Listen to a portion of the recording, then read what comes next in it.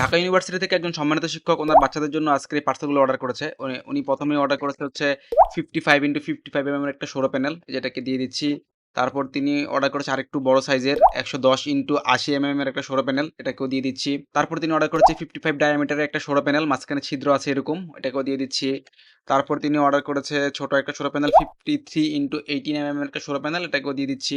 তারপর তিনি হচ্ছে 30x36 এর একটা সৌর প্যানেল অর্ডার করেছে। এগুলো মূলত সায়েন্স প্রজেক্টের জন্য ব্যবহার করা হয়। এগুলো দিয়ে দিচ্ছি। তারপর তিনি হচ্ছে ৫ পিস রকার সুইচ অর্ডার করেছে। এই যে দেখতে পাচ্ছেন এগুলা।